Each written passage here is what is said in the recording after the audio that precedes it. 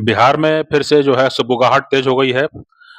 जो मुख्यमंत्री नीतीश कुमार हैं उनकी मुलाकात हुई है आरजेडी के तेजस्वी यादव से भी और लालू प्रसाद यादव से भी, जो सिंगापुर से मेरे ख्याल से अभी अपने मेडिकल जांच करा के लौटे हैं। तो फिर से जो है मामला लग रहा है कि जो है फिर कुछ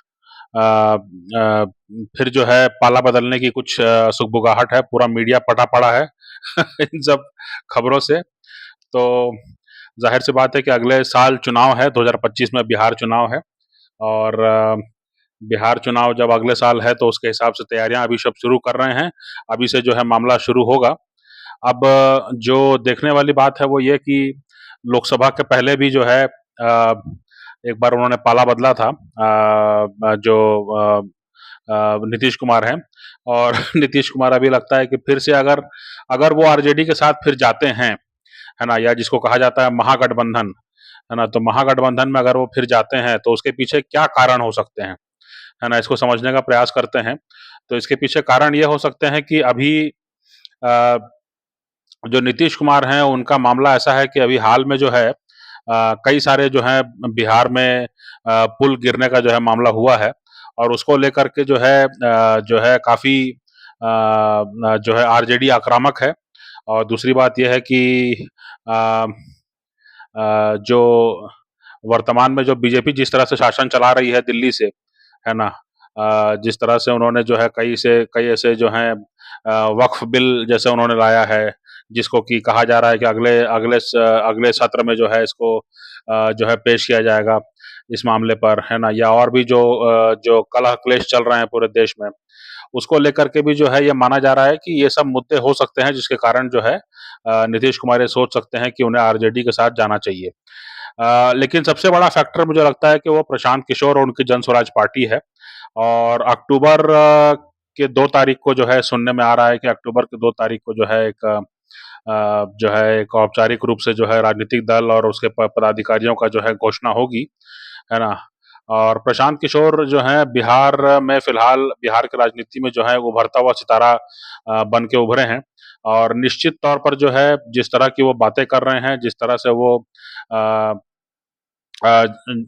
जाति के जो मामला है उसको जिस तरह से वो कह रहे हैं कि जाति वाले मामले से जो आम लोग हैं उनका भला नहीं होना है ना? तो इससे निश्चित तौर पर जो जाति के आधार पर जो राजनीति करने वाली पार्टियां हैं उनके अंदर जो है थोड़ी-सी असहजता है। तो इसलिए अच्छा, दूसरी बात ये भी है कि नीतीश कुमार को जो है ये भी देखना होगा, जो सबसे बड़ी प्राथमिकता होगी वो ये कि कौन ऐसा पार्टी है जिसके साथ वो बार्गेन करके ज़्यादा से ज़्यादा सीटें ले सकते हैं, है ना?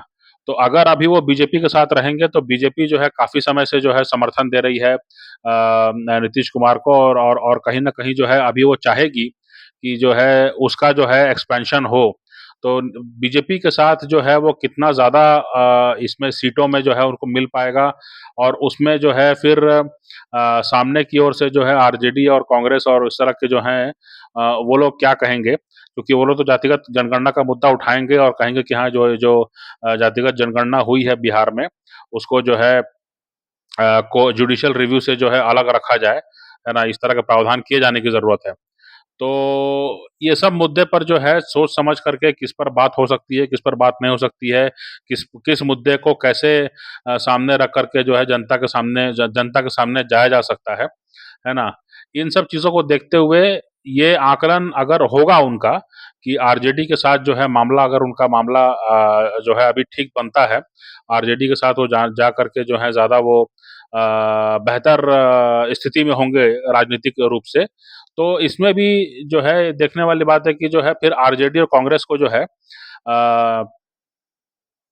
मतलब ऐसा है कि अगर नीतीश कुमार अगर बीजेपी के साथ रहेंगे तो बीजेपी को अपने हिस्से में से उनको सीट देनी पड़ेगी और चूंकि वो मुख्यमंत्री हैं और संसद चुनाव में भी उनका अच्छा प्रदर्शन रहा है, तो इसलिए जो है सीटें उनको ज़्यादा देनी पड़ेंगी।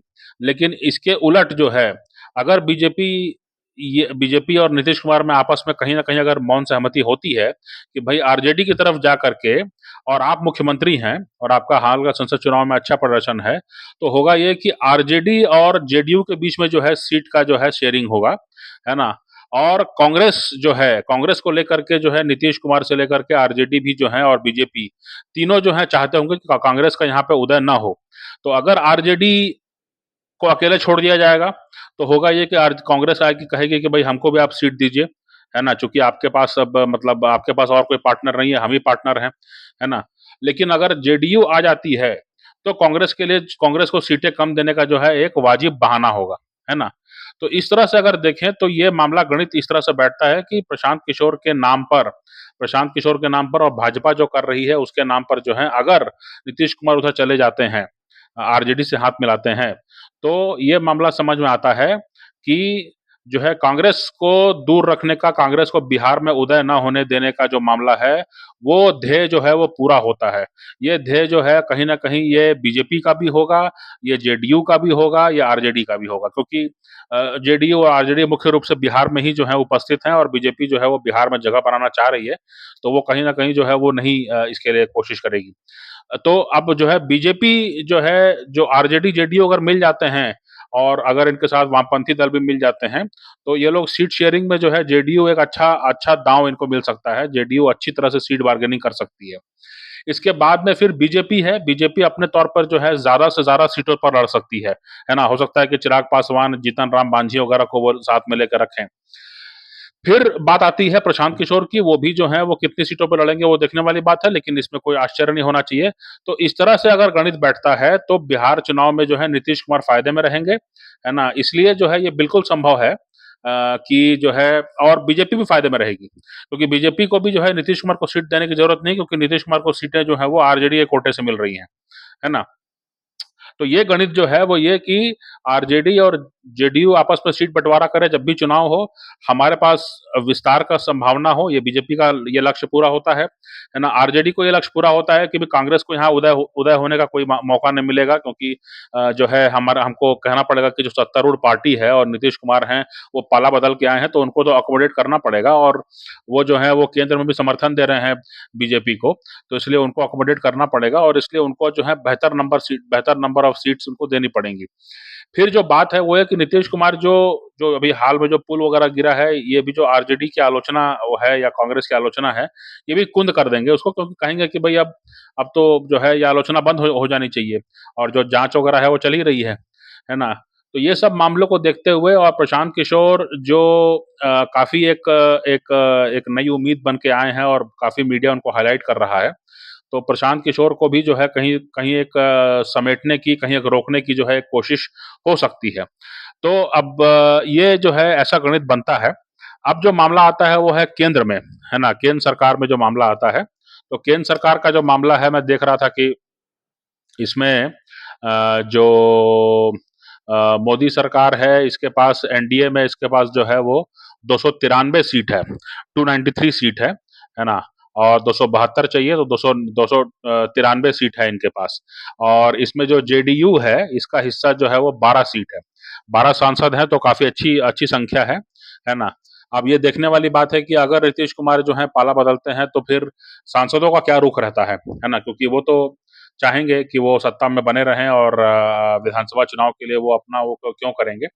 तो वो देखने वाली बात होगी। दूसरी बात ये भी है कि 12 सांसदों का समर्थन अगर चला भी जाए, तो 293 में 12 चले गए, है ना? अगर मान लीजिए, है ना? तो उस स्थिति में जो है आपके 281 जो है बचेगा, 272 में फिर भी 10-11 ज़्यादा होंगे, है ना? तो इस तरह से सरकार केंद्र की बची रहेगी। नीतीश कुमार और बीजेपी और आरजेडी जो है, उनका तीनों का ध्येय भी जो है पूरा होता दिख रहा है। तो इसलिए जो है इस मुलाकात को, अभी तो मुलाकात में कुछ कहा नहीं गया है, किसी ने कोई इशारा नहीं किया है, किसी ने कोई आधिकारिक बयान नहीं दिया है, लेकिन फिर भी जो चुनावी गणित है उसको हमने जो है एक बार समझने का प्रयास किया कि चुनावी गणित जो है किस प्रकार से बैठ रहा है। और प्रशांत किशोर फैक्टर जो है एक बड़ा मामला है। प्रशांत किशोर जो है वो अपने दम पर जो है महागठबंधन को जो है वो जिता के लाए थे 2015 में, है ना? और उन्होंने जो है कई रणनीति और कई प्रकार के, तो अभी जो है, अभी तो पार्टी बनी नहीं है, लेकिन काफ़ी घबराहट है वहाँ पर, और प्रशांत किशोर खुद ही बात कर रहे हैं, काफ़ी दबके से बात कर रहे हैं, और जाति वगैरह का एंगल को भी वो बार-बार जो है वो खारिज कर रहे हैं। तो निश्चित तौर पर जो है इससे जो है वहाँ की जाति के आधार पर जो खेलने वाली पार्टियाँ हैं, उनके अंदर जो है एक असहजता का माहौल होगा, एक असहजता होना स्वाभाविक है। लेकिन जो मूल विषय है, जो मूल निर्णय की बात है, वो मेरे ख्याल से सीट शेयरिंग पर बात आती है कि बीजेपी और जेडीयू दोनों चाहेंगे कि हमें ज़्यादा से ज़्यादा सीटों पर जो है लड़ने का मौका मिले। हमारे पास जो है एलाइज़ जो हों वो हमारे एलाइज़ वो हों जो हमारे को एसेट बन सकें, जो जीत के आ सकें, और एलाइज़ वो ना हों जो लायबिलिटी बन सकें। तो अगर चिराग पासवान को साथ में रखते हैं तो ये माना जाएगा कि चिराग पासवान ने जो है ये जो एससी-एसटी वर्गीकरण वाला मामला था उसमें जो है उसमें उन्होंने केंद्र सरकार पर जो है उन्होंने खुले तौर पे बातें रखी। उसके बाद में जो है चिराग पासवान जो हैं कई मौकों पर जो है वो कुछ माने मोदी सरकार के लाइन से, मोदी सरकार के स्टैंड से अलग अलग लाइन लेने से भी वो चूकते नहीं हैं। वो दिखाई पड़ता है कि हाँ, वो काफ़ी एक मजबूत नेता हैं। या मजबूत नेता के तौर पर जो है वो उभरने की कोशिश कर रहे हैं। जीतन राम मांझी का भी मामला वैसा ही है, वो भी एक पूर्व मुख्यमंत्री रहे हैं, तो उनका भी अपना एक वोट बैंक है ना? तो ये लोग जो हैं कहीं न कहीं कैसेट के रूप में काम करेंगे। नीतीश कुमार चूँकि काफ़ी लंबे लंबे समय से मुख्यमंत्री पद पर हैं, तो इसलिए उनको जो है चुनाव के आस-पास जो है थोड़ा-सा इधर-उधर जाना बनता है, क्योंकि उससे जो है, जो डिबेट जो है कहीं न कहीं डिस्टर्ब होता है उससे, है ना? अगर आप इधर थे, तो जो है जो सामने वाला हमला कर रहा था, फिर आप सामने वाले से ही मिल जाएँगे, तो सा जो लॉजिक है वो जो है कहीं न कहीं कुंद पड़ जाती है। प्रशासन को लेकर के, उनके शासन को लेकर लॉजिक जो है वो कुंद पड़ जाएगा, है ना? तो ये एक मामला है। फिर जो बात है कि जैसा मैंने कहा कि बीजेपी को भी जो है अपने तौर पे जो है विस्तार करने की बिहार में अच्छी गुंजाइश मिल सकती है। उनको ऐसा लग सकता है कि उनका वोट बैंक जो है वो उनके साथ रहेगा। जो प्रशांत किशोर हैं वो अपने तौर पर जो अलग-अलग पार्टियों के वोट में जो डेंट मारेंगे वो तो है ही। इसके अलावा जो नीतीश कुमार हैं उनको उनको ज़्यादा सम्मान जो है वो आरजेडी के साथ जाने से मिल सकता है।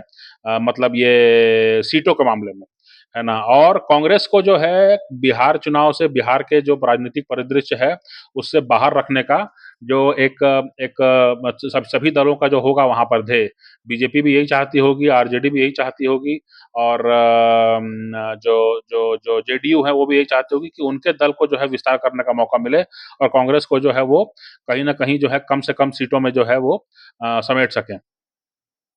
तो इस लिहाज से जो है ये संभव है कि जो है चुनाव के पहले जो है अब कोई कोई फिर बदलाव की स्थिति बने, और अगर ऐसा होता है तो फिर नीतीश कुमार जो हैं एक बार फिर से जो है माना जाएगा कि वो मास्टर स्ट्रोक उन्होंने खेला है।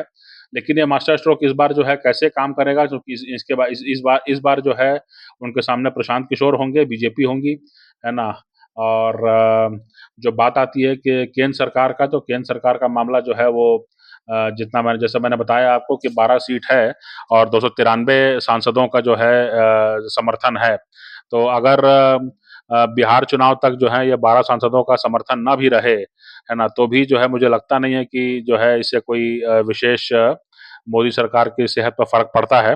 तो इसलिए जो है ये कुछ चुनावी गणित, कुछ नंबर्स पर हमने बात की, और आप लोग भी इसके बारे में ज़रूर अपनी तरफ से सोचें।